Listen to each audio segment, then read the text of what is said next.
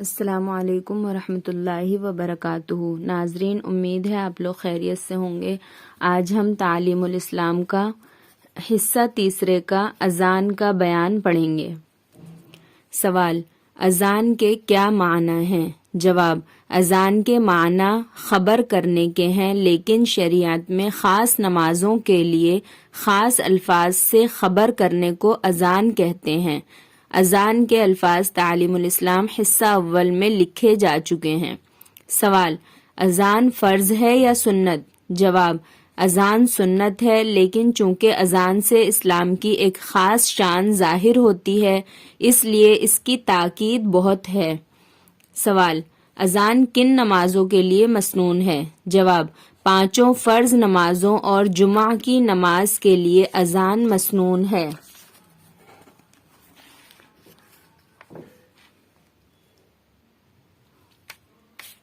سوال: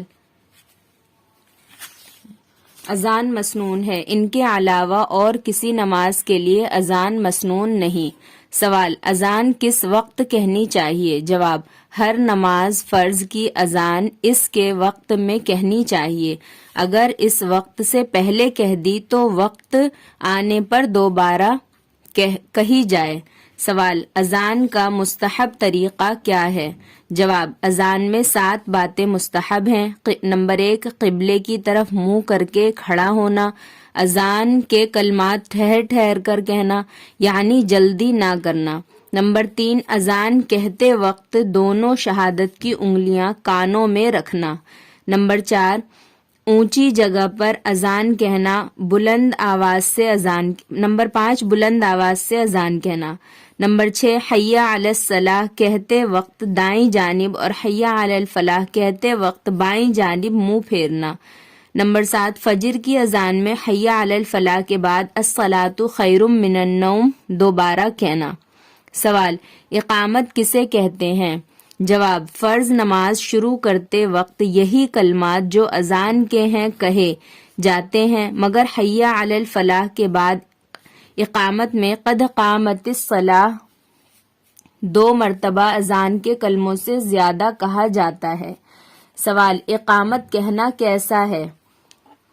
جواب: اقامت بھی فرض ہے، فرض نمازوں کے لیے سنت ہے۔ اقامت بھی فرض نمازوں کے لیے سنت ہے، فرض نمازوں کے علاوہ کسی نماز کے لیے مسنون نہیں۔ سوال: کیا اذان اور اقامت مردوں اور عورتوں دونوں کے لیے سنت ہے؟ جواب: نہیں، بلکہ صرف مردوں کے لیے سنت ہے۔ سوال: بے وضو اذان اور اقامت کہنا کیسا ہے؟ جواب: سوال: بے وضو اذان اور اقامت کہنا کیسا ہے؟ جواب: اذان بے وضو کہنا جائز ہے، مگر اس کی عادت کر لینا برا ہے، اور اقامت بے وضو مکروہ ہے۔ سوال: اگر کسی وقت کوئی شخص اپنے گھر میں فرض نماز پڑھ لے تو اذان اور اقامت کہے یا نہیں؟ جواب: محلے کی مسجد کی اذان اور اقامت کافی ہے، لیکن کہہ لے تو اچھا ہے۔ سوال: مسافر حالت سفر میں اذان اور اقامت کہے یا نہیں؟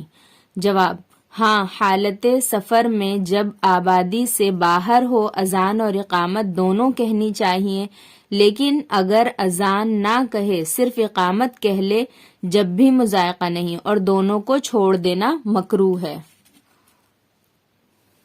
سوال: اذان ایک شخص کہے اور اقامت دوسرا کہہ دے تو یہ جائز ہے یا نہیں؟ جواب: اگر اذان کہنے والا موجود نہ ہو یا موجود ہو تو ہو مگر دوسرے شخص کے اقامت کہنے سے ناراض نہ ہو تو جائز ہے، لیکن اگر اس کو ناخوشی ہو تو مکروہ ہے۔ سوال: اذان کے بعد کتنی دیر ٹھہر کر اقامت کہنی چاہیے؟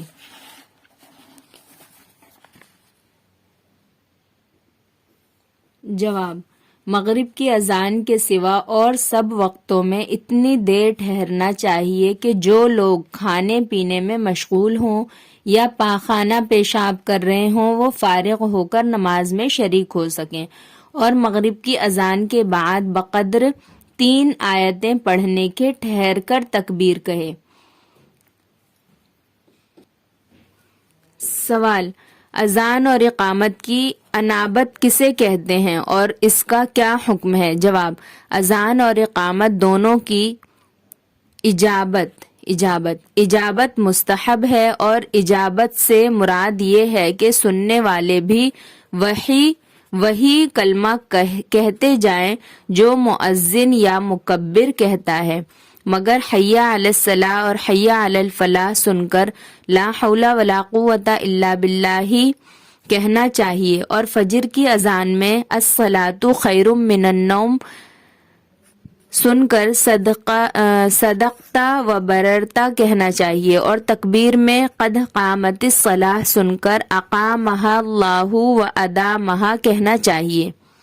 سوال، اذان کے بعد کیا دعا پڑھنی چاہیے؟ جواب، اذان کے بعد یہ دعا پڑھے، اللہم رب ھذہ الدعوۃ التامۃ والصلاۃ القائمۃ آتی محمدا الوسیلۃ والفضیلۃ وابعثہ مقاما محمودا الذی وعدتہ انک لا تخلف المیعاد۔ نماز کے ارکان کا بیان انشاءاللہ کل پڑھیں گے۔ اگر آپ کو سبق سمجھ میں آیا ہے تو ویڈیو کو لائک کر دیجئے، چینل کو سبسکرائب کر لیجئے۔ انشاءاللہ اس چینل پہ ہم پورا تعلیم الاسلام پڑھیں گے۔ السلام علیکم ورحمۃ اللہ وبرکاتہ۔